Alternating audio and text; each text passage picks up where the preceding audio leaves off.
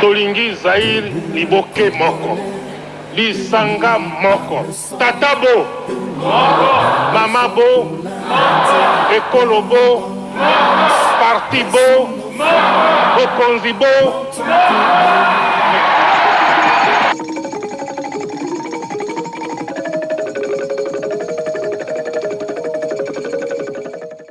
Esengo ya kokutana lisusu bato ebele bakomeli ngai batelefone ngai balobi papa wechi likanisi na yo eza kitoko ya kolukela biso baarchive na kati ya ba VHS. Mais papa wechi loko moko ozopesa information bien o elekaki kala. Est-ce qu'il n'y a pas moyen aussi à 3 parties au lieu de 2? Au bandé d'actualité, archives et puis musique. Bon maman batata bandeko, les amis de Wechi, les un mouvement yabana poto. Biso ba les amis de Wechi, tosala kamaso oyo bana poto basenga kabiso. Loko la bosengi 3 parties na émission na biso, chaque jour. C'est la démo 3 parties. Première partie, Tokolobela, film sur la fraude électorale, Oyekobima, mardi.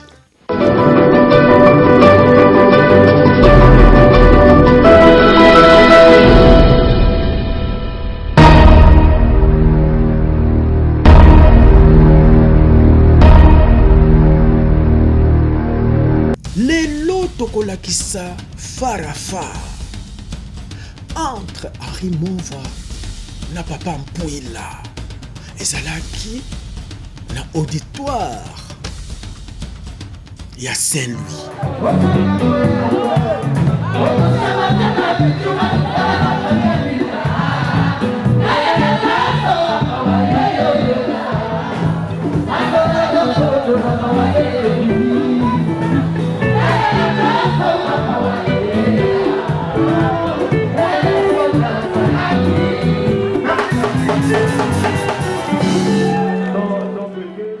La 3e partie à l'élo.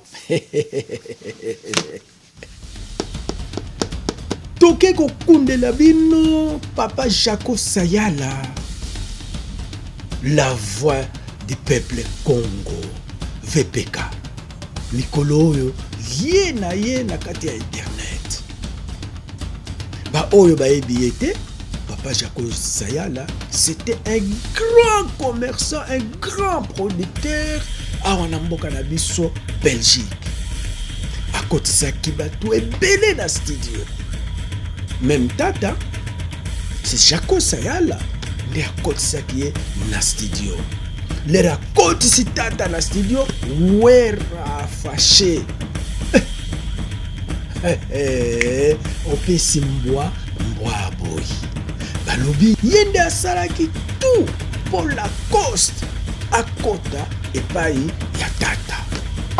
Oui, mais à tout les gars, les deux Didier contre Trinidad, si il y a pas petit taquine, 180 000 francs, vous voyez tout, vous foutez. Qui n'est pas Boti Kolanda, sommaire Nabiso, les lots tokopese labino extrait. Il y a film Oyekobima mardi, Bolanda. Vous êtes observateur? Oui. Notre loi. Ainsi que les témoins. On a amené des fiches qui ne sont signées par personne ici. On ne sait pas où on les a remplis et ça, on ne va pas les compter, on doit les amener à la Cour suprême de justice.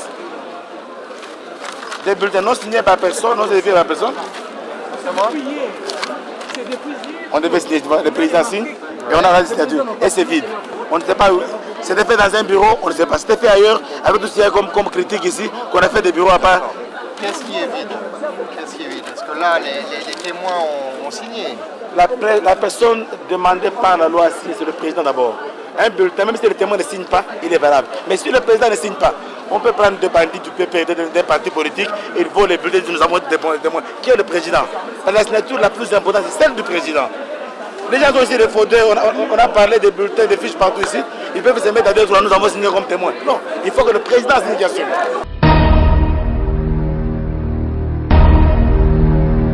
Après le départ du président de la CENI, la fraude s'est intensifiée, et cela sous toutes ses formes. Et le témoin du candidat de la majorité présidentielle, Joseph Kabila Kabange, s'est exprimé à notre micro et nous a présenté ses préoccupations. Dans le centre de Mekao à Maluku, bureau de vote numéro 10378A, Joseph Kabila a obtenu 74 voix et Étienne Tshisekedi a obtenu quant à lui 38 voix. Mais au centre de compilation, les chiffres ont été malheureusement inversés. C'est ainsi que Kabila s'est retrouvé avec 47 voix au lieu des 74 voix normalement glanées. Et Étienne Tshisekedi, son candidat de l'opposition, s'est retrouvé quant à lui avec 83 voix au lieu de 38 voix. Babungoli yango et comme 83 voix. Toujours dans le centre ya Maluku, na Menkao. Numéro bureau de vote 10 378. Dans un même centre, bureau voisin 10 378B, le candidat Joseph Kabila Kabange a obtenu 72 voix et le candidat Tshisekedi 45 voix, mais ils ont déclaré que Kabila aurait obtenu 27 voix et Étienne Tshisekedi 54 voix. Dans le même centre de compilation, un témoin issu quant à lui des rangs de l'UDPS a aussi constaté des irrégularités au détriment de son candidat. Bazui na fiche ya résultat, ba commis candidat na biso 169. Sur la fiche des résultats, on a écrit 169, mais lorsque nous vérifions sur le PV, on a écrit en chiffre 196, c'est-à-dire 196. La personne responsable du bureau de compilation nous a alors conseillé de consulter le procès-verbal. C'est ce que nous avons fait et nous avons observé que sur le PV, il était indiqué 196 et c'est ce résultat qui a été retenu. Une fois n'est pas coutume, les représentants des différents partis politiques se sont accordés et ont à la quasi-unanimité pointé du doigt la CENI, n'hésitant pas au passage à dénoncer non seulement son amateurisme, mais aussi son manque flagrant de formation face à des enjeux citoyens d'une telle envergure. Je suis témoin de Joseph Kabila Kabange. Mon problème se situe au niveau de la CENI. Quand elle forme des gens, elle doit réellement insister sur la formation citoyenne et non prendre des illettrés et les abandonner à leur propre sort.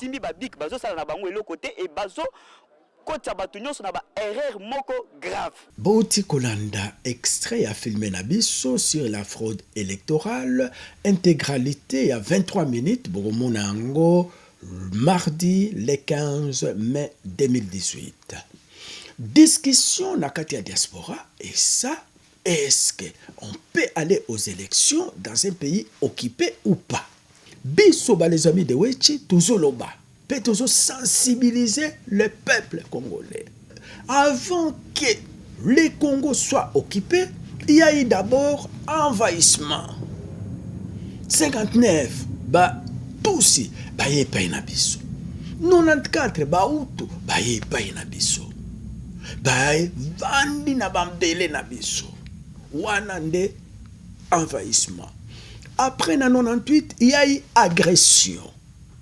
Na agression wana nde bota 1 plus 4. Na 1 plus 4, il y a eu occupation.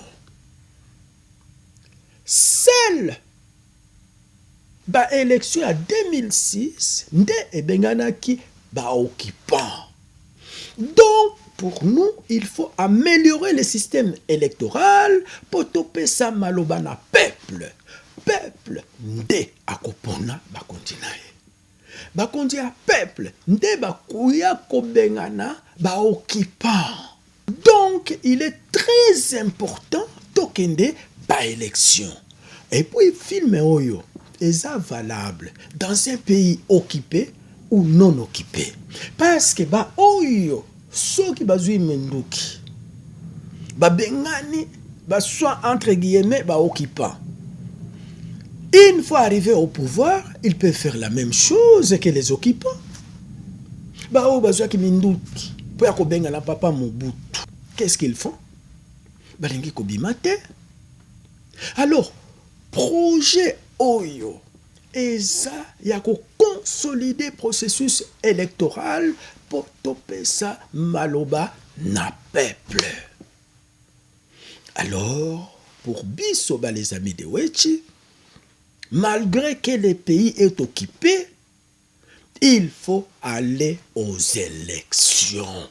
Parce que les élections ont démontré comment Kobengana va occupant. Semaine prochaine, tu vas développer ce sujet. Discussion, et ça à un niveau, il y a que tout na Wechi te, soki mboka na biso, eza occupé ou non occupé. Wechi a lobby mboka. Avant d'être occupé, il y a eu envahissement, agression, occupation. Na occupation wana, ezo mema biso na balkanisation. So qui to arrêter en côté, to koma na balkanisation. Parce que ba ennemi à République démocratique du Congo, baza na programme. Programme na bango ya liboso ezalaki envahissement. Yami bale agression. Yami satu occupation. Yamine balkanisation. Nous devons arrêter na stade oyo ya occupation par les élections. Et si on ne fait pas quelque chose, tokokoma na balkanisation. Tokomi na deuxième partie ya émission na biso ya lelo. Ba mama batata bandeko. VHS. VHS. Ndenge na ibisaki bino ba petit na ngai. Tout la concurrence entre vieux analogique nabino à digital. Lelo farafa baga yamaloba entre Papa Mpouila Oyaï Depes na Papa Henri Monva Mwana ya Musée Laura Désiré Kabila. Un homme comme Tshisekedi qui lui déjà à l'époque avait dit, parce que moi j'étais là présent quand il dira à Bouguer qu'il est venu voir son frère Kabila et pas vous monsieur un étranger. Oui. Alors voici que ce soit ces combattants et d'autres sont beaucoup plus proches aujourd'hui de cette position que, vous voyez quel retournement de situation. Et si vous le comprenez, vous aurez compris alors la spontanéité avec laquelle les Congolais se sont mis debout par rapport à cette agression, parce qu'il est question d'agression. Cette région nous est suffisamment connue pour savoir, à peine, admettons qu'il y ait une rébellion, même s'il y en a qui ont pris le train en marche, comme le professeur Lunda Bouloulou. Mais une rébellion qui a déjà des tanks, une rébellion qui a déjà des moyens d'aller à la conférence de Victoria Falls en avion affrété, soyons sérieux, le pays, je vais vous le dire, le Congo a fait un budget de 744 millions de dollars. C'est en deçà de ses besoins. Vraiment en deçà de ses besoins. Donc un budget qui n'atteint même pas 1 milliard de dollars. Les spectateurs, voici quelques extraits marquants de la conférence. Mais si vous désirez recevoir l'intégralité des débats, prenez contact avec l'ASBL, les amis de Wechi. C'est M. Mpouila. Oui. Allô? On a dépassé. Allô? C'est fini avec Donc c'est M. Mpouila, je suis médecin et PhD en physiologie. Je suis membre de l'UDPS, mais je préfère m'appeler combattant des libertés de l'UDPS. Moi, je pense que le sujet de ce jour aurait dû être le suivant. Parler de compatriotes, et c'est ça la cause profonde de tous nos malheurs, depuis l'esclavagisme jusqu'à aujourd'hui, la cause est toujours la même, elle porte le même nom. Ce sont nos compatriotes qui se rendent complices des intérêts étrangers ou même qui entreprennent des initiatives pour sillonner les capitales étrangères afin d'être placés au pouvoir par les armes. Et ces compatriotes se transforment en agents d'intérêt pour l'extérieur et non pas pour notre peuple. La liste est longue. Mais en ce qui vous concerne, Monsieur le ministre, je pense que vous reconnaissez que c'est la façon dont vous avez géré deux problèmes. 2 éléments. C'est cette façon-là qui nous a amené à l'aggravation de la crise. Quels sont ces 2 éléments? L'aide militaire extérieure qui nous a aidés à nous débarrasser de M. Mobutu. Mais quelqu'un vous a dit, organisez déjà le retour négocié et en toute transparence de tous ces militaires qui sont sur notre territoire, ces militaires étrangers. Vous connaissez votre réponse par la bouche de M. Mwenzen Kongolo, ministre alors de l'Intérieur. Un communiqué de presse public officiel, il n'y a aucun militaire étranger sur le sol congolais. Directement après la conférence de presse de M. Tshisekedi. Alors, où sont sortis, Tolérance, s'il vous plaît, tolérance. Alors, d'où sont sortis subitement, et pire encore, les fils du pays ont couvert ces étrangers et se sont appuyés sur eux pour imposer le système dont nous connaissons les effets. D'où sont sortis aujourd'hui les militaires rwandais. Deuxième élément, vous êtes arrivés, vous avez été accueillis. Moi ici, j'ai fait la publicité de l'AFDEL, ici en Belgique. Voilà, ils viennent, ils vont nous débarrasser de M. Mobutu. Et on vous a demandé d'initier des négociations. C'était en votre faveur pour qu'il y ait une réconciliation politique nationale, c'est-à-dire un consensus autour d'un projet de société démocratique. M. Tshisekedi avait même dit à M. Kabila le 15 mars 1997, la présidence de la République, nous avons encore cette lettre, elle a été publiée par les journaux congolais, la présidence de la République, c'est l'AFDEL qui mérite ça pendant la transition. Nous sommes à même de donner une base constitutionnelle à cela. Puisque vous vous êtes fait complice, peut-être malgré vous, vous vous êtes fait complice des Rwandais et des Ougandais, vous les avez couverts pendant une année et ces gens ont fouetté notre population. Ces gens ont mutilé notre population. Ces gens ont massacré nos populations. C'est de votre faute. Ma question est la suivante. Oui. Est-ce que vous pouvez nous dire officiellement, si vous avez, oui ou non, engagé des mercenaires qui seraient maintenant à Manono et à Lubumbashi? Oui. Ne réagissez pas comme cela. Je ne parle pas en l'air. Ne réagissez pas comme cela. Le ministre va répondre à cette question. Merci de la question. Il y a une autre. La dernière. Ah. Oui. Je suis étonné de la façon dont vous avez parlé de la démocratie. La démocratie, c'est un devoir d'État pour vous. C'est une valeur et une exigence universelle. Notre peuple se bat depuis plusieurs décennies pour, n'est-ce pas, mettre en place par des voies pacifiques des institutions démocratiques stables. Et c'est cela que le Congo doit amener comme leçon aux petits Rwandais, aux Ougandais, aux autres.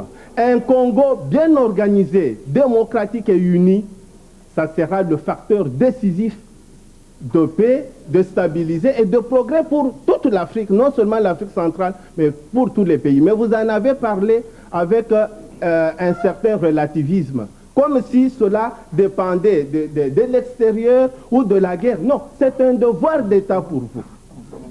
Mais vous dites ce que j'ai dit. Je ne me souviens pas que le docteur Bouila n'a apporté aucune assistance à la FDL ou bien au président Kabila, docteur Bouila. Ne le dites pas et pas devant moi. Quel est cet appui que vous avez apporté? Dites-le-moi. Alors, je me présente. Kataninza Bernard, attaché à la présidence nationale du mouvement du 17 janvier. Je sais de quoi je parle. Le docteur Bouila, rappelez-moi en face, en me regardant, quand est-ce que vous avez défendu le président Kabila et la FDL? Jamais. Jamais. Vous risquez de nous distraire. Et le Congo en a marre de noms qui ronflent fort. Mais beaucoup de gens, on les a vus à l'œuvre.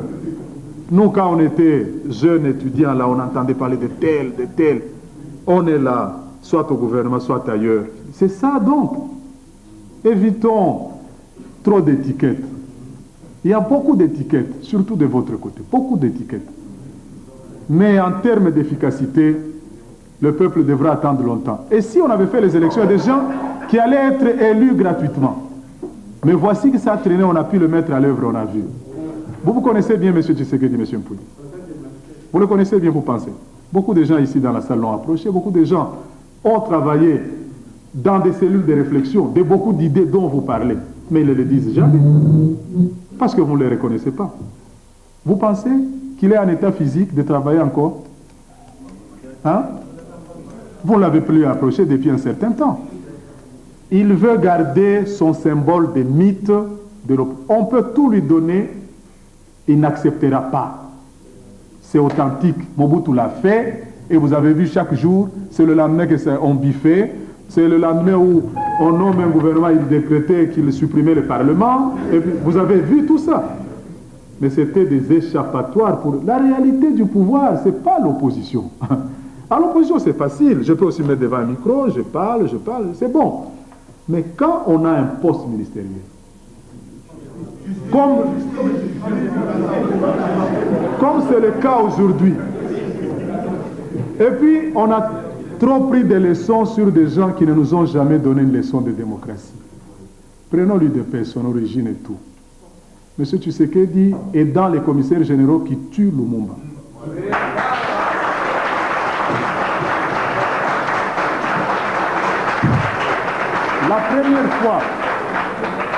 La première fois que les militaires interviennent en politique en Afrique, c'est au Congo. Nous sommes un mauvais exemple, je le dis pour tout le monde. La première fois que les militaires interviennent en Afrique, c'est au Congo. Et qui est-ce qu'on va chercher? Les Liaou, les Mukendi, les autres, tous de l'UDPS. Lorsque la deuxième fois dans notre pays, Mobutu fait son coup d'État, le deuxième coup d'État, qui est-ce qu'il va chercher? Ah, les Tshisekedi encore, les intellectuels. Bon, donc ils reviennent toujours quand Mobutu en avait besoin. Et de tout temps, c'est eux qui ont forgé Mobutu, c'est eux qui ont fait Mobutu. Par après qu'ils deviennent monstres, qu'on ait des difficultés à les tuer tous, et vous nous condamnez, nous, de l'avoir mal tué. Mais c'est malin, ça. C'est malin. Vous êtes... N'oublions pas que en politique, l'histoire compte aussi. Et de grâce, il y a une nouvelle classe politique qui est en train d'arriver au pouvoir. Donnez-lui sa chance. Même Aimé Jacquet, qui a gagné la Coupe du Monde, est parti. Hein? Même l'entraîneur de Français, Aimé Jacquet, est parti. Après avoir gagné la Coupe du Monde. Mais les autres qui ont très peu de choses à nous apporter, à partir aussi. Je crois que...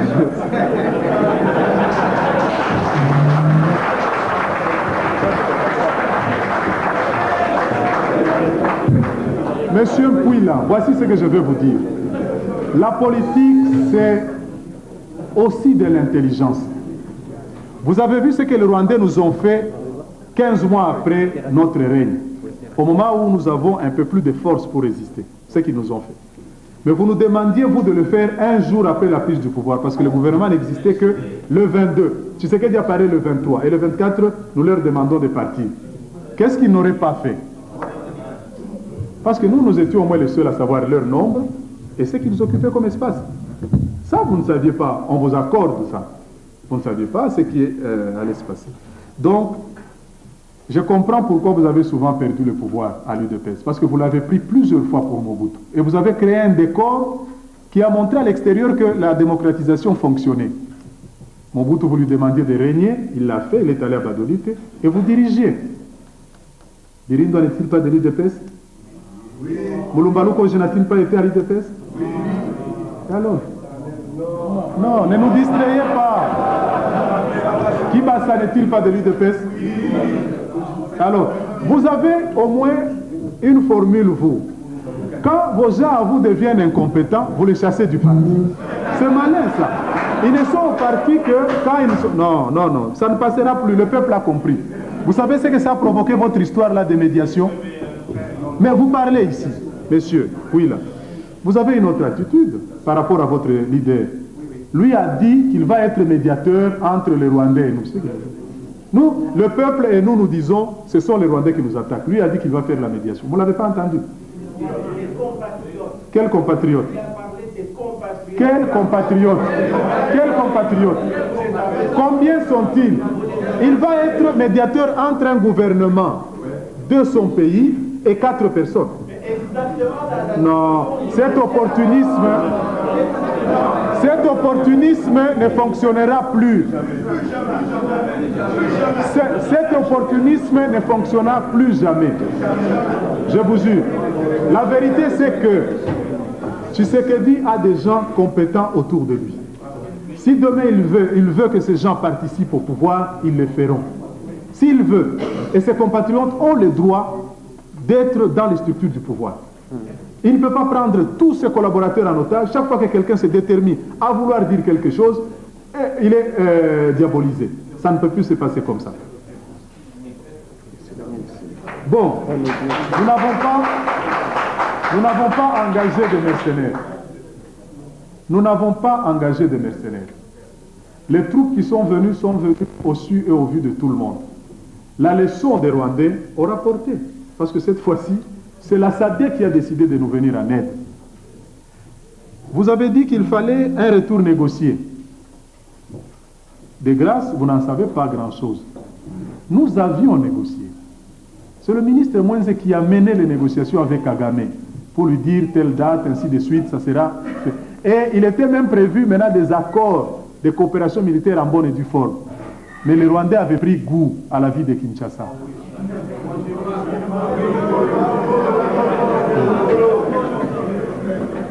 La démocratie est un devoir de gouvernement. Je crois que c'est ce que nous allons faire et nous sommes à l'avoir fait.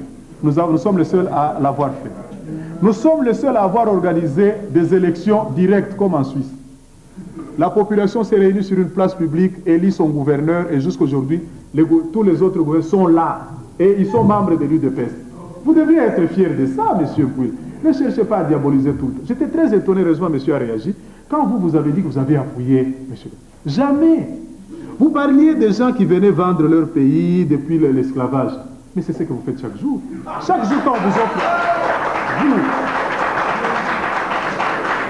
Juste quand on vous ouvre un micro, monsieur Poula, c'est que vous dites. C'est que vous dites. Votre chef d'État, c'est un barbe. Vous avez utilisé parfois des termes incroyables.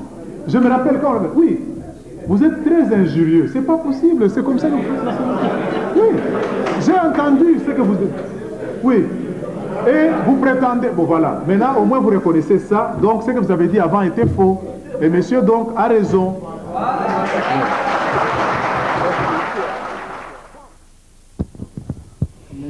Monsieur Mpouila, bonjour. Vous venez d'assister à la conférence qu'a donnée Monsieur le ministre des Transports de la République démocratique du Congo. Peut-être en guise d'introduction, quelle est votre première impression par rapport à cette conférence, par rapport à tout ce que Monsieur le ministre a raconté? Oui, je suis déçu et triste. Parce que je constate que l'UDPS, pour avoir lutté pendant 18 ans, a eu suffisamment de temps pour approfondir la cause de la crise qui sévit dans notre pays et propose le remède le plus adéquat.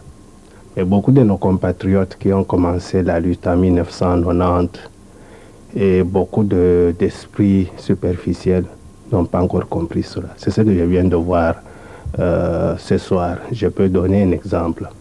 L'Assemblée d'aujourd'hui. J'ai reconnu là-dedans beaucoup de compatriotes affublés de diplômes universitaires et même post-universitaires. Beaucoup d'entre eux vivent ici en Europe depuis plusieurs années.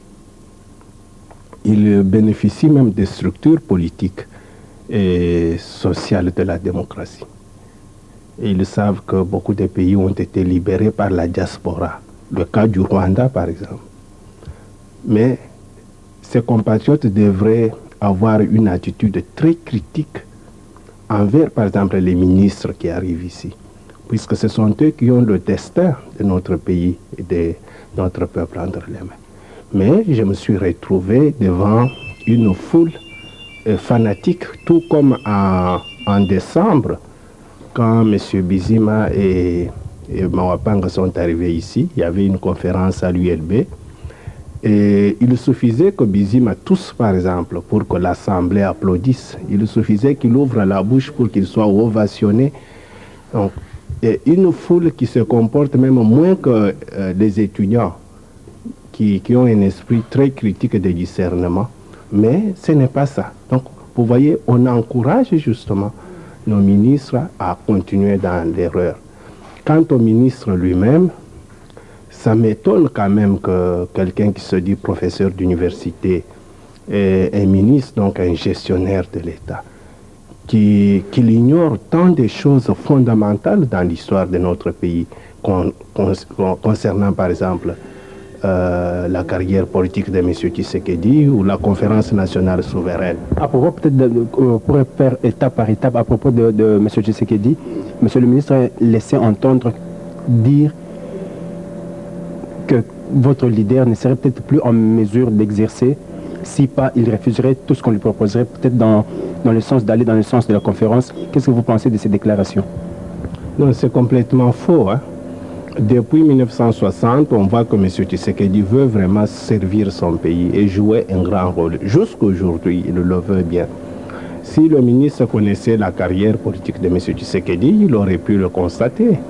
Et pourquoi est-ce que M. Tshisekedi s'est opposé à la dictature de M. Mobutu? Pourquoi est-ce que M. Tshisekedi s'est opposé à la dictature de M. Kabila? Pourquoi est-ce que M. Tshisekedi a accepté, quand il a été élu Premier ministre à la conférence nationale souveraine? C'est pour servir son pays. Et il est à même de servir son pays. Ce que le ministre dit, c'est le fruit de son imagination. Boti Kolanda Farafa. Entre Papa Arimova na Papa Mpwila. Tokoti mena na place ya Ndoule. Jaco Sayala. Jaco Sayala, c'est un notable. Il y a Belgique. Jaco Sayala, c'est un grand producteur, un grand commerçant. Ye nde abane ko pesa goût. Ye nde abane ko simba. Communauté congolaise de Belgique na 4. Ya Saint-Jos na place Madou. Soki oke na place Madou, okukuta Jaco Sayala. Soki oye na Matonge, okukuta les amis de Wechi. Na minute oyo Jaco Sayala la côté à production na commerçant cadavre. Les amis de Wechi na Matonge cadavre. Ba association nyonso oye bana ko pesa lokumu cadavre. Tokomaki na niveau ana ndenge nini. Jour mosusu toko développer histoire wana. Mais lelo nakoyebisa bino ba maman batata bandeko. Jaco Sayala akotisaki bato ebele na studio. Entre autres tata les rakotisi tata na studio wera fâché. Opesi mbwa boy. Bato ya bandundu bazalaki très fâché contre Jaco Sayala. Balobi ndenge nini okoteli tata. Or tata zandeko na yote. Il fallait kokotela wera. Jaco Sayala alobi na bango. Moi je suis nationaliste. Na kote wana na longolaka Jaco. Bolanda. 16e numéro ya dialogue Nabiso. Nakaniti bomona conflit munene zakuna ya makambo ya Wenge maison mère ya Weranson. Adolphe Alongwaki. Après Adolphe ezalaki Didier Lacoste. Didier Lacoste tango alongwe yepe accordaki biso interview pour na ba raison et ça que alongwa. Mais nakati ba conflit ya Werana Adolphe bato belé bazalaki cité na likambo. Exemple ezali Jaco Sayala production yepe azalaki cité comme moto azo panza bango a salaki que Wenge maison mère Adolphe Alonga na kati. Donc tous la interview tonito la Sabino Sikoyo, il y a Jaco Saya la production na Didier Lacoste bango mibale bazo pesa ba raison na bango c'est lo ba accusation yo et outi pa bato. Billy Lezali toyoka bango. Lokola motako tambola na sani ya mbele likolo ya mabanga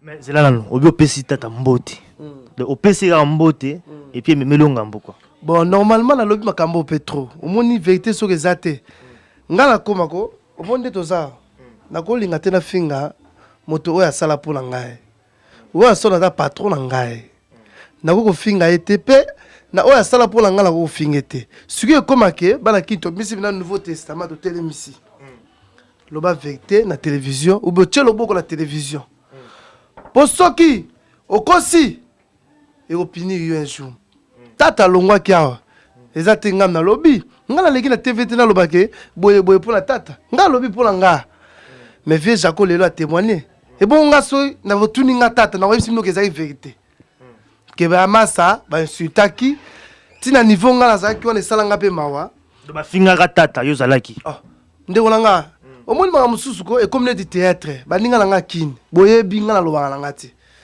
e comme le théâtre que so il kambe salami ko wangana ko ezo sala bien te vous mettez le kambe salami au fin no kaka nie mais zelala mukela coste ndongo lobisko vérité ba finga itata mais émission mo iso bosala bino tout bozalaka no tout ba mission bozalaka yo pozala na kati wangana ki ba finga tata te quelque part te mais na landa ki yango mais olobaki contredisait ba master na hotel dans bazalaki na bango ndeko nango moni musana biso fona biso vérité na biso keba makambo yo koma lokola comédie musana biso to lobaka te devant ba konti soko lobi traître mbota pamba na pesi omote na mi traître na ngana na loba nini ndi ba bengani ngalo kola mbwate na loba nini na ngongana na fani na ngai mais na lobi na mission na salle belele ki na kisasa na lobi te ke ba finga kitata ti yo ndo beti di solo ne ko prouver que ba finga kitata mais soko beti te na za te na déclarer que ba finga kitata po soko na déclarer bongo a ozonga mabe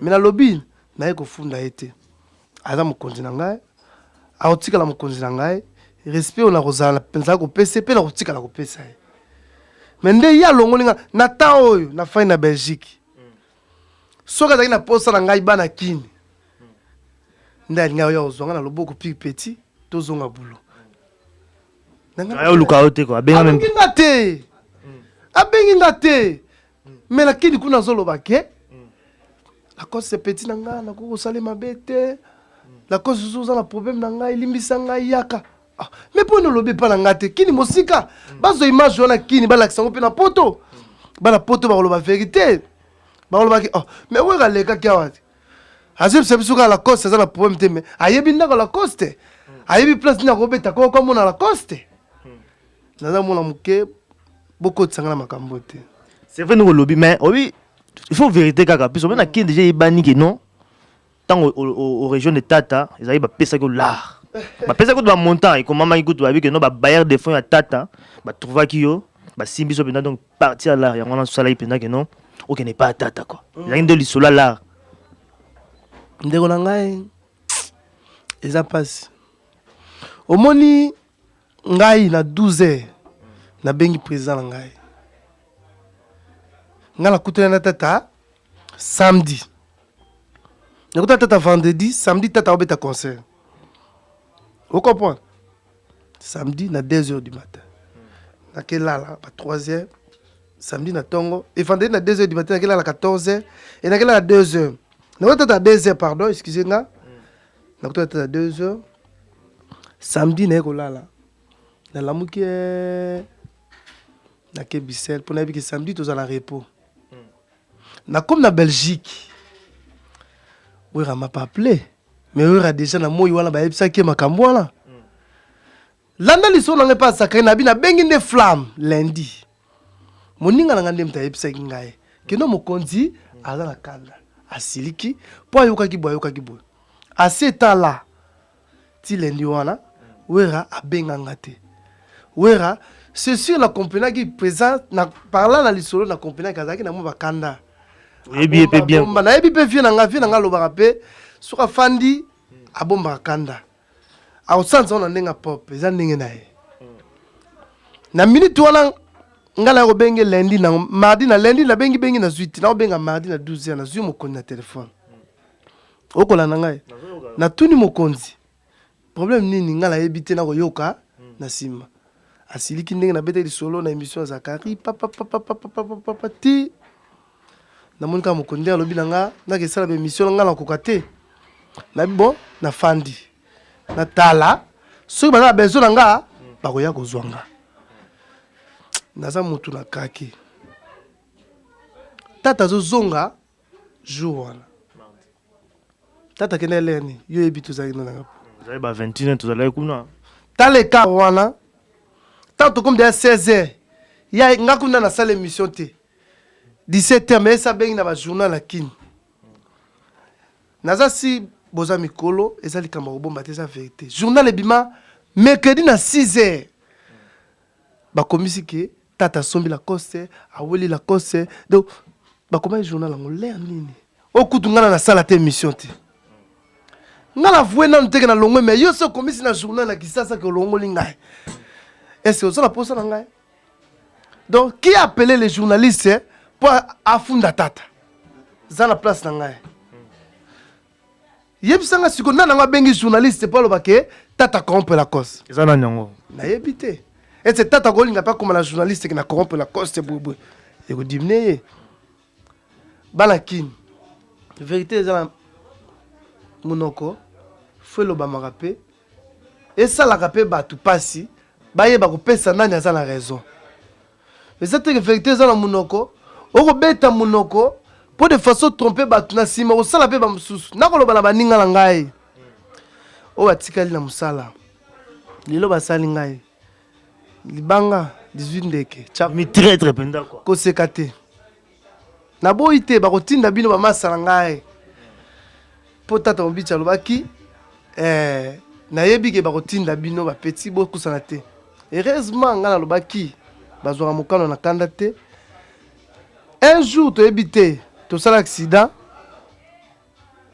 wa ko kufa 2 minutes 5 minutes na lobaka ngo po na ebité po lelo ko kozwa moninga lobi ko kozwa ngai tala lelo pe ekweli ngai bana kini bino wadoza kuna soki baninga na nga basali émission ok ba démentir likambo au nom de Jésus boyebisa bango ndenge kweli moninga na bino jour mususu ekwela bino bosala bongo te soki benda bosambela boza bana bato boza ba innocent bosala ngo te talanga masa mino lelo na komi er nyonso kolele pa nzambe alakisanga nzela veni mpo na ndimaki te kuo nazwaki na 12h wana donc na telemi nazotoka natika maison mo poste na monela pasi na bundi tala ndenge tobandaki mais na fana na bi mokili eza mabe nazalaki na choix te mpo aza mokonzi ye nde moto akozwa décision na nyonso na kati ya ensemble nabondeli bata pembeni mpe basilikeli ngai donc soki nakokata mwa moke ndeko na ngai nakoloba nde mpo na baninga na ngai ndenge nazala nazolela po ekomi neti comédie ekoma bafingi tata na podium tata ye aregrete na miso ya bato basali contre attaque balobi ke tata ezalaki bongo te papa bamasa bandima bamasa nanga bandima meme balela nekra bamasa nanga bandima meme kolela sanga kuta kwea na sebani kutu baseka ebima théâtre mais bamasa nanga bandima ngo po batombola mouvement mais un jour ekozala bango mikolo eza kaka idéologie yaka moko simba motema toleka we meya te toleka les deux didier contre trinita sia bapetita kini 180 000 fois lo boyebi mofude kini mama kamwe osika te et puis tobisaki bango susu des fois te mama bakoreve bakofume cigare simba motema toleka kini oyo producteur Jaco lelo oyo wenge musique à maison main et commune et comme batakine baye bien on trouve ko rappeler ko tout mais yo oza vraiment cité vraiment na kati ya makambo wana balobi Jaco mutu ati vraiment moto na kati ya zamba ke lelo wenge maison mère ekoma ndenge ekomi lelo oyo alors pour la makambo nyonso wana parce que bana kili bayebi yango yo oyebisa bango nini. Merci Alimian, merci Balandia et Rechaud. Bon, ce qui est là, Bobinga très bien que nous a producteur na kati à Bruxelles. Alors, nakoka moi trop le likambo comique Jaco na kansi histoire ya Wenge et banda lelo te histoire ya Wenge za histoire mo ya kala. Wenge bazaki na ba JB bangoto bazaki ancien Wenge mobimba et panzanaki boyokaki ke ono Simon mutapanzaki Wenge tout ça, c'est vrai que zali maloba ya batu. Mais le commis encore plus pire. Pourquoi? Parce que c'est Jaco. Jaco, pourquoi? Parce que c'est un Congolais. Alors, c'est facile à jeter une pierre sur un Congolais que d'aller jeter plus loin sur la Cameroun. Il y a 6 mois, mais oh, je vais en plaire. Bon, on évite de succès à tête de l'équipe, c'est fort possible. Mais, na kansi na regretté trop l'histoire.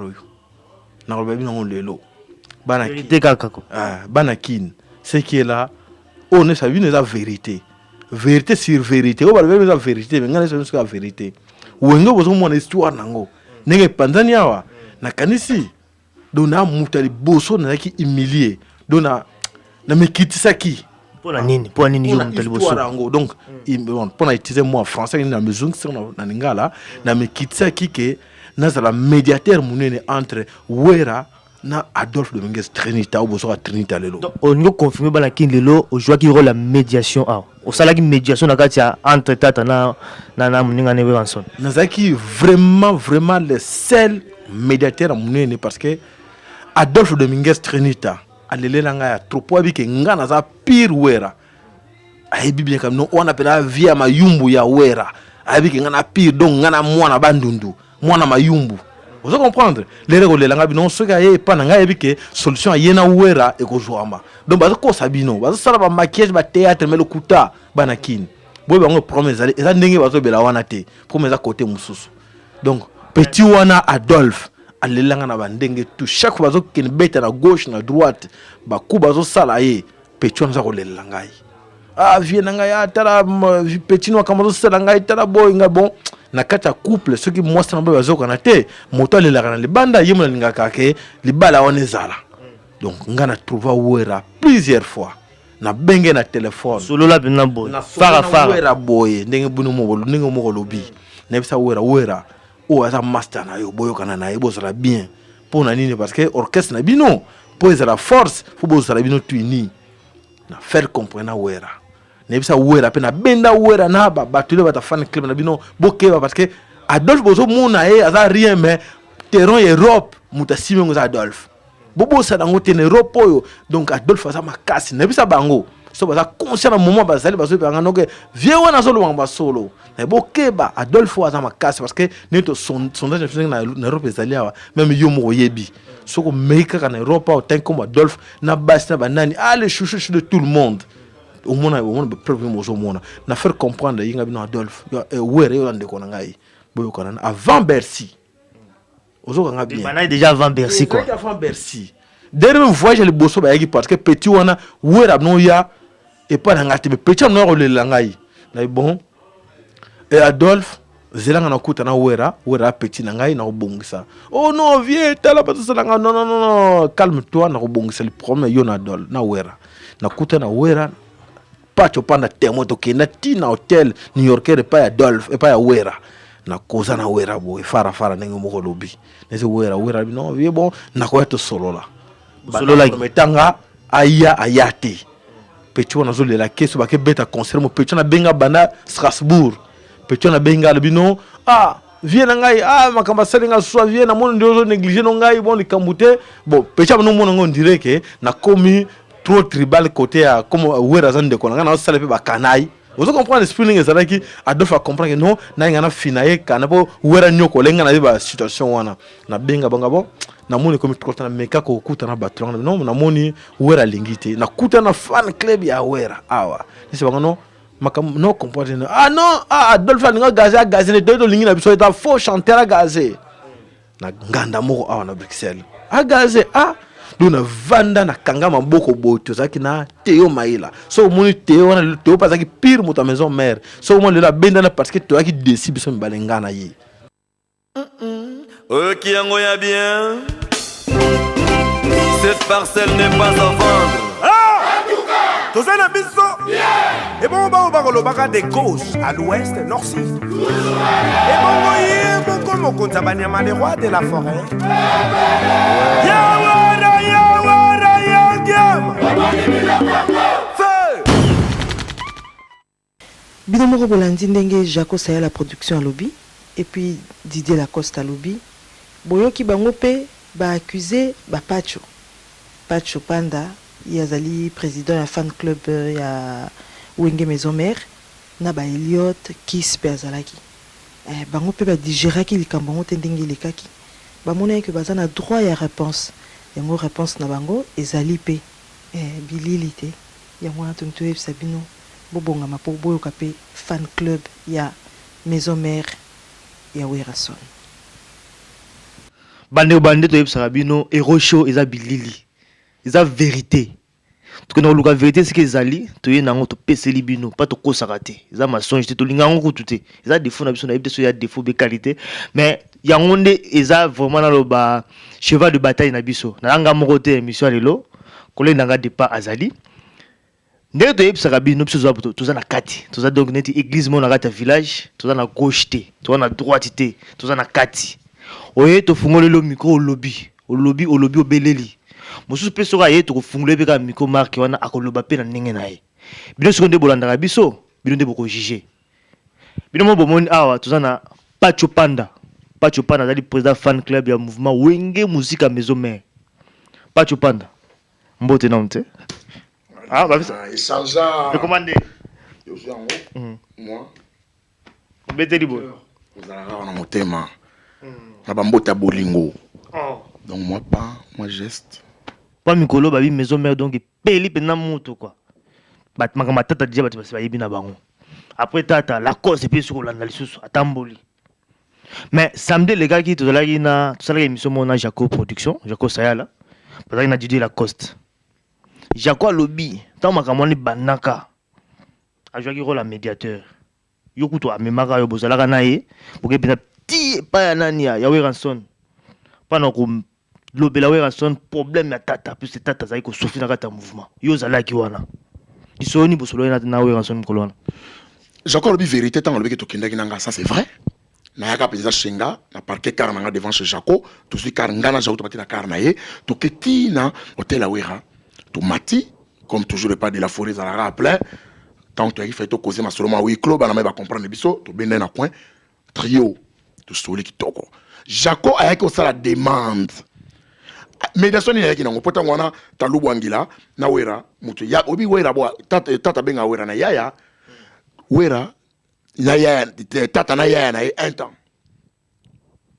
jour en route so na yebi to na staff moko boye ye mo place za na yebi yango to na staff na biso 3 wana to beta place mo staff to zonga donc bazaka na problème ata mon côté alinga osa médiation ni ya botaki problème ko boto bendengeni baki na problème ta ye ayaka boka mission ya Jacoba na kin Jaco Saya là c'est un pangi ayebi en passant je salue Jaco ayaka akena Wera ndeto saki acheter to saki na besoin na sale loko moko na ba petit na yo pour mikolo zaka ba petit na yo senga ba petit no bazala pona sala moi yo talaka ka epesa nga mo marque Wera FC premier zate Jaco non répondre si mais pour l'instant faut beta Bercy ba petit sa album et bon après avant Bercy ngolo ba bon avant Bercy qui bien avant allo balangat bien avant on a kutata pour un des anamouti ba qui peut na problème tata on va à l'aise mais ce que veille non to na staff moko bisto que na staff na somoko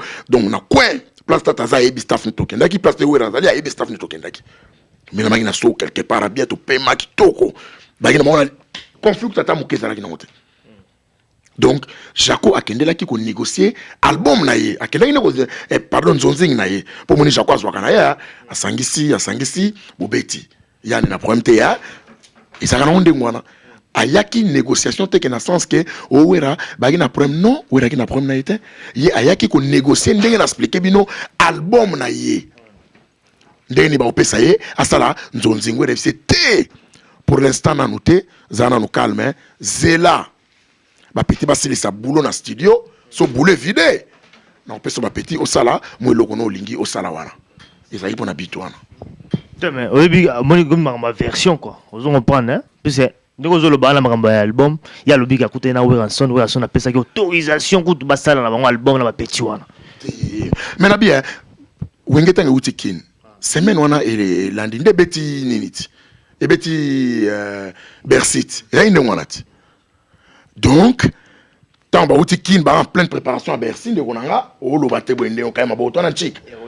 Alors et yakinde donc na semaine on a kaya ko sa médiation yani na benga ke médiation premier uta ki wat ayaki ko coopérer pona asala nzonzing na ye nzonzing ma asala ke linga ke zana ngo légal parce que ko senga balinga ba autoriser mais il fallait album ici là nous avons essayé de pas pesa inzela ezala kité yango donc en tout cas on a yebelir à moins qu'alo belo comme ça mais on a yé to kende pa wera ezala ki pona négociation et album wera FC Jacob qui est mon frère Zela ba petit tout si ça dans le studio to beta Bercy na ko pesa yo ba petit za la calme motema pio to seka ngana ye to vani na so kitoko to baye kitoko to dame to bendali to zongi ensemble c'est pangi to na problème ayebit mais c'est bizarre quand même après ça autorisation mais et ça le mendeni ce que Jaco azo ba mission na ba travailler na bango bino bozala ki wana wana question faut tout non Jaco mais bino balbo ka ba musicien peut-être le ta obaki ça mais bino ba tozala ba musicien comment ils allaient mangi pendant que non à récupérer bango sans autorisation mais bino bozala ki wana tala question nako bombela on CG azawana on répondre non kitoko o moniko et ça question ya intention ya mutu ozomona ngane na alia sone ko senga weti caméra ça que non pacho les cas lobero zo caméra pour lena na makamuna wana ezali sacré autorisation légale mais ce qui 30 minutes après na zongi na zui caméra na bien que te yokana ka bien ko sala bien te et comme il vole au Jacques Sali et Zanzonzi mo condamnable aussi ba petit abatu en pleine tournée au organisateur à tournée te aux producteurs à mouvement na te donc au yibi ba petit au tcheba ba quelque chose ba ko yembela yo ko yemba na problème te mais faut simbande il faut simbande o yemba ba yemba kati ba kota na bar ba senga o tshela nga nini wana